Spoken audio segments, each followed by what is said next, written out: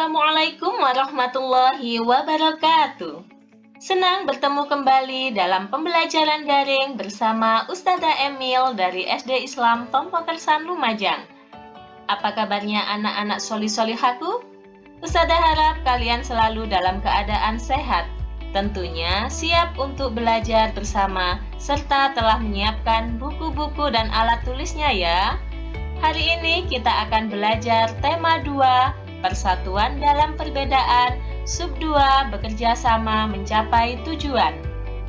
Adapun materi belajar kita hari ini yaitu menuliskan informasi penting suatu teks dengan menggunakan kalimat efektif.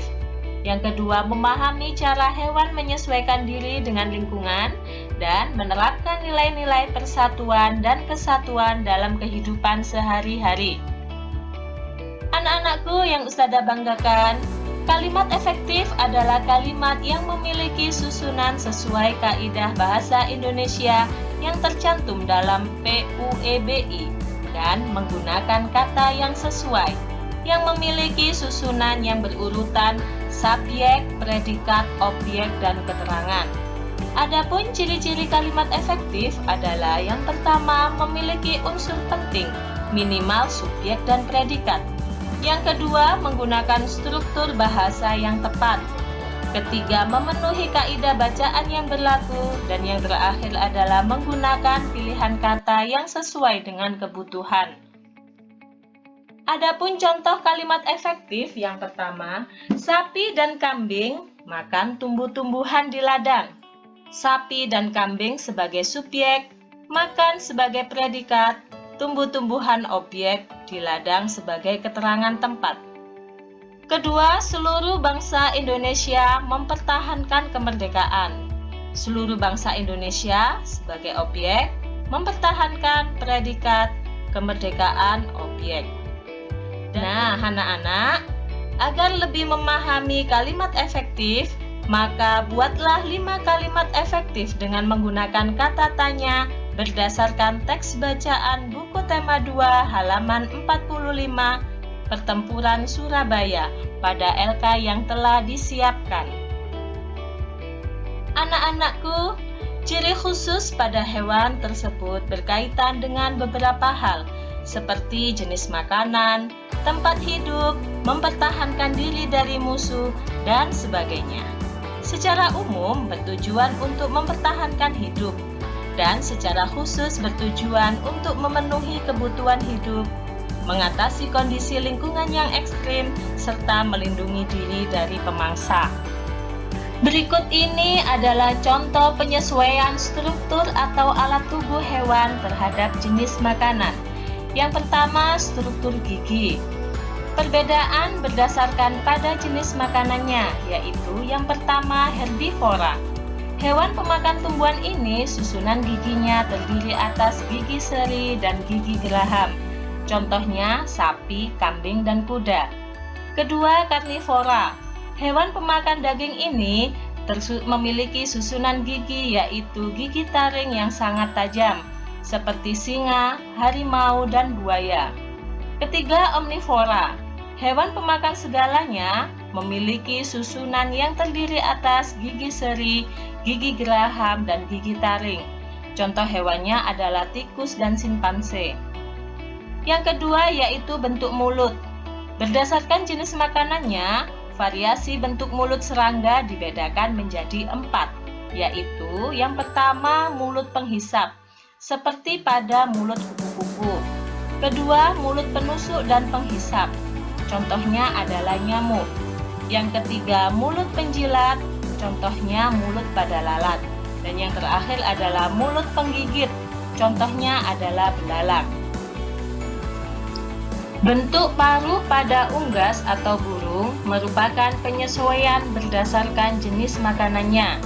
Yang pertama, paruh pemakan daging, berbentuk kokoh, runcing, dan tajam. Contohnya paruh elang dan burung hantu. Dua, paruh pemakan madu atau nektar, berbentuk kecil dan memanjang. Contohnya paruh burung kolibri. Ketiga, paruh pemakan ikan, berbentuk panjang dan berkantong, seperti paruh burung pelikan. 4. Paruh pemakan biji berbentuk pendek, tebal, dan runcing. Contohnya paruh kenari dan burung pipit. Kelima, paruh pemakan serangga berbentuk runcing agak panjang. Contohnya paruh burung pelatuk. Keenam, paruh pemakan cacing berbentuk lebar dan memiliki struktur seperti sisir pada pangkalnya, seperti angsa dan bebek. Lidah yang panjang dan lengket. Lidah yang panjang dan lengket ini untuk menangkap mangsanya. Contoh hewannya adalah cicak, bunglon, dan landak.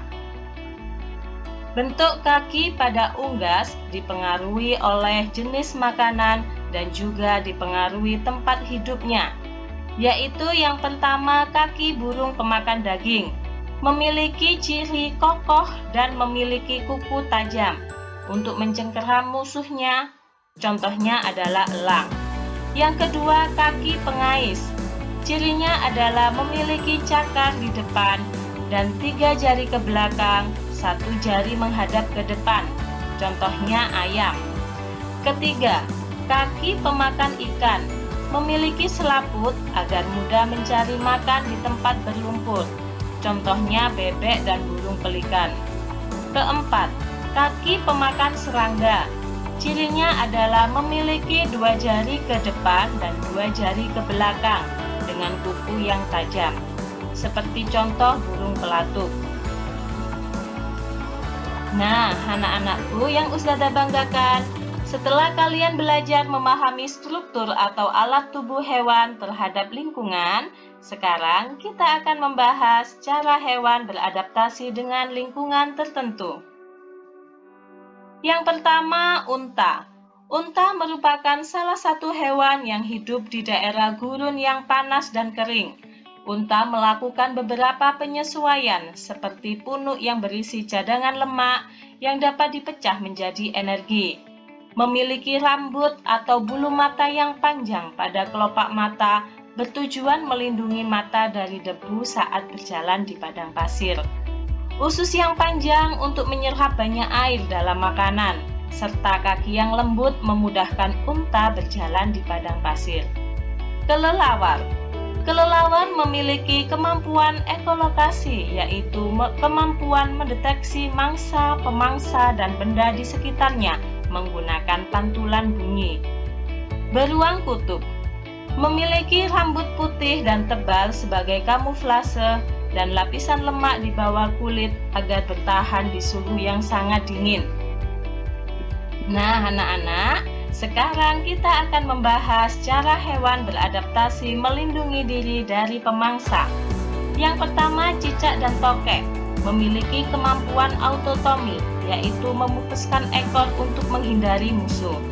Kedua, bunglon memiliki kemampuan mimikri. Ketiga, belalang daun dan belalang sembah dengan cara berkamuflase. Keempat, renggiling dan kaki seribu dengan cara menggulung diri. Cumi-cumi dengan menyemburkan cairan hitam pada musuhnya. Ikan buntal dengan cara menggembungkan tubuhnya. Landak memiliki rambut seperti duri yang dilapisi keratin. Kalajengking memiliki sengat beracun pada bagian ekornya. Nah, anak-anak, jika kalian sudah memahami, ayo kerjakan LK yang telah Ustazah siapkan. Anak-anakku yang Ustazah banggakan, setiap hewan memiliki kemampuan adaptasi terhadap lingkungan maupun beradaptasi dengan menghindari musuh yang berbeda-beda. Termasuk manusia juga memiliki perbedaan suku, ras, dan agama, bahkan sifat individu. Walaupun kita memiliki banyak perbedaan, namun kita harus bersikap mengutamakan persatuan dan kesatuan dalam kehidupan sehari-hari. Di antaranya, rela berkorban, bekerja sama, pantang menyerah. Untuk lebih memahami, ayo kita baca penjelasan di pena ya, dan contoh penerapan sikap pada buku tema 2 sub 2 halaman 52-53. Kemudian kerjakan LK yang telah disiapkan. Nah, anak-anak, setelah menyimak video ini, agar lebih memahami, Mari mengerjakan Bu Pena, ayo berlatih halaman 113 dan 117. Kemudian kerjakan Bu Pena halaman 121 sampai 122. Semua jawaban Bu Pena ditulis di kertas folio ya. Baiklah anak-anakku yang Ustazah banggakan, apakah sudah paham dengan materi belajar hari ini? Materi pelajaran hari ini, kita telah mempelajari tentang menuliskan informasi penting suatu teks dengan menggunakan kalimat efektif. Kemudian memahami cara hewan menyesuaikan diri dengan lingkungan dan menerapkan nilai-nilai persatuan dan kesatuan dalam kehidupan sehari-hari. Anak-anakku yang Ustazah banggakan, sampai di sini dulu pembelajaran kita hari ini. Semoga bermanfaat, tetap semangat dan selalu bahagia dalam belajar. Tetap jaga kesehatan. Ustazah akhiri, wassalamualaikum warahmatullahi wabarakatuh.